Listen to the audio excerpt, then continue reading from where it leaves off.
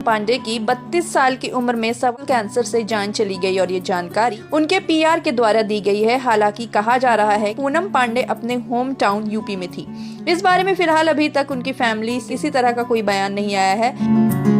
लेकिन cervical cancer के शिकार सिर्फ महिलाएं ही होती हैं। भारत में ये महिलाओं को होने वाला सबसे कॉमन कैंसर है। भारत में हर साल करीब 1,30,000 महिलाओं को सर्वाइकल कैंसर डिटेक्ट होता है और इसमें से हर साल करीब 74,000 महिलाओं की जान चली जाती है, जो कि संक्रमण का 62% है। चलिए आपको इस खतरनाक बीमारी के बारे में बताते हैं कि ये क्या होती है और इसके लक्षण क्या है और इससे बचा कैसे जा सकता है। पहले बता दें कि कैंसर कोई भी जानलेवा ही होता है, लेकिन सिर्फ सर्वाइकल कैंसर ही एक ऐसा कैंसर है जिससे पहले ही बचाव कर सकते हैं।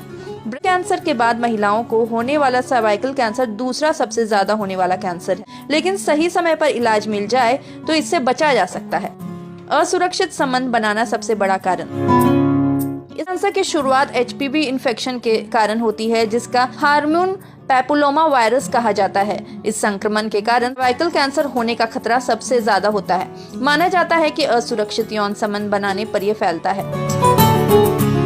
इंटरकोर्स में एक्टिव 80% लोग अपनी लाइफ में कम से कम एक बार जरूर एचपीवी संक्रमण के संपर्क में आते हैं। हालांकि यह संक्रमण थोड़े समय के लिए ही रहता है, लेकिन जो लोग एचपीवी से एक से अधिक बार संक्रमित होते हैं या उनमें एचपीवी संक्रमण वर्षों तक रहता है, उन्हें इस कैंसर का खतरा सबसे ज्यादा रहता है। बता दें कि ये इन्फेक्शन शारीरिक संपर्क के बाद एक दूसरे में ट्रांसमिट होता है।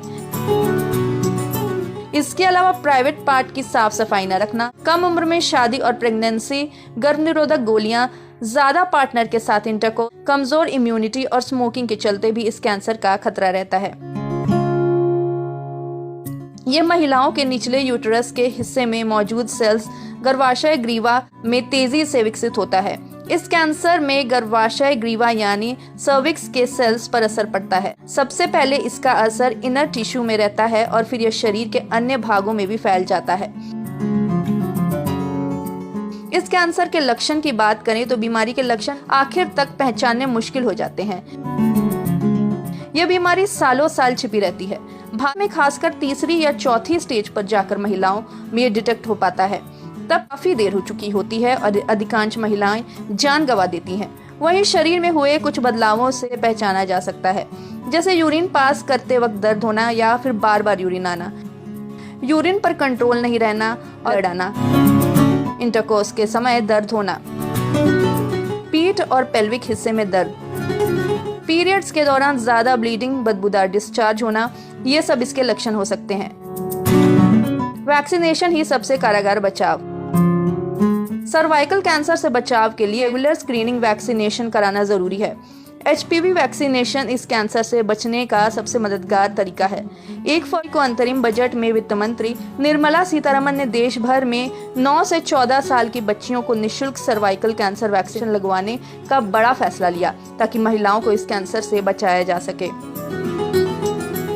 एक्सपर्ट्स की माने तो इससे बचाव का उपाय भी सिर्फ वैक्सीनेशन ही है, जो छोटी बच्चों को इस इन्फेक्शन फेज से पहले ही लगवा लेना चाहिए।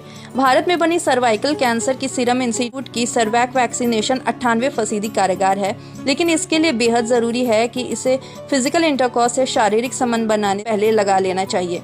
लड़कियों में 9 से 14 साल की उम्र तक लगा देना बेस्ट है, लेकिन ऐसा नहीं है कि इसके बाद टीका नहीं लगवाया जा सकता। 46 साल की उम्र तक ये टीका लगवा सकते हैं और ये निश्चित रूप से बचाव करेगा।